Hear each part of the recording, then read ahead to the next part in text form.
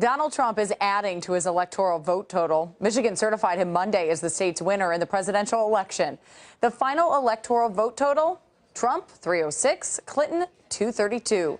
But Green Party candidate Jill Stein says she may request a recount in Michigan, as she already has in Pennsylvania and in Wisconsin. Hillary Clinton's campaign is joining the recount effort in Wisconsin, and she's under fire from Trump and his top aides, who spent Monday blasting that recount effort.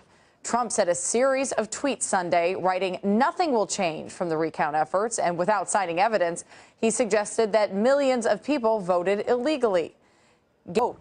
Trump's lead in these three states is more than 10,000 votes. So what does Hillary Clinton actually get out of this? Though that's a good question. Basically, what the Clinton campaign wants at this point is just some sense of legitimacy of these results, and that's because there have been some concerns about the legitimacy of these elections. Let's be quite clear, though, this is a Jill Stein operation, not a Hillary Clinton operation. Her campaign has been very clear that they do not expect any of the results to change. They're just signing on because since Clinton... So I think it's kind of interesting here, a lot of people talking about it, that Trump blasted the recount efforts again on Twitter.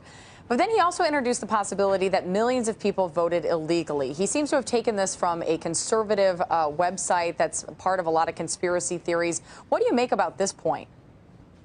Well, clearly what he's trying to do is just throw into claim overall, really. I mean, there hasn't been any real evidence to show that these millions of votes had been stolen or done illegally. So it's a bit of a puzzler. But, you know, what we think he's trying to do is add a level of uncertainty to the conversations about what's going on in these in the recounts. Trump does seem to have softened a little bit on some of his campaign promises. But on Monday, he tweeted, if Cuba is unwilling to make a better deal for the Cuban people, the Cuban American people, and the U.S. as a whole, I will terminate the deal. Do you think Trump is getting more aggressive after being criticized for walking back some of his pledges, or what's happening? That's certainly part of it. We also know that he was in South Florida when this all went down, and that's obviously a place that feels very strongly about Cuba and about Fidel Castro, who passed away. So what I think we're seeing is him being influenced by his surroundings. He clearly was reacting to what we saw in the moment, and that's where we are now. That's a good point. Very interesting. Trump is meeting Tuesday now with Mitt Romney and Senator Bob Corker, considered two top picks here for Secretary of State. But Trump's former campaign manager has been publicly blasting Romney. Here's a snippet of some of her comments on Sunday. People feel betrayed to think that Governor Romney, who went out of his way to question the character and the intellect and the integrity of Donald Trump, now our president-elect, would be given the most significant cabinet post of all, Secretary of State. This is Trump's party now, and he won states that Mitt Romney lost. He's the one with the political instincts, the brilliance. We're all for party unity.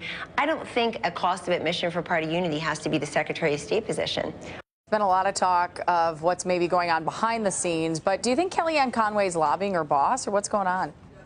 Yeah, we've seen this over and over during the actual campaign itself. Top Trump aides would try and get out and either communicate with their boss on TV or try and communicate with the base, who knows that they're trying to send signals. So this could be either one. This could be Conway saying, Mr. Trump, we really don't think you should be hiring Mitt Romney, or it could be her trying to put out feelers to her base who are watching her on TV to try and see what exactly their reaction is, because this is clearly a campaign that paid attention to what its voters were thinking. What has the reaction been?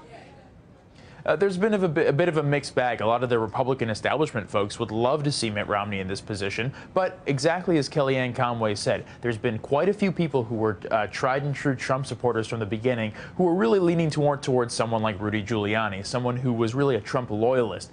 Question, of course, is whether they'd prefer to have someone who's a loyalist or someone who would be, let's say, internationally respected. So there are a lot of different factors in on this one, but it's going to be a bit messy as we get closer and closer to Decision Day.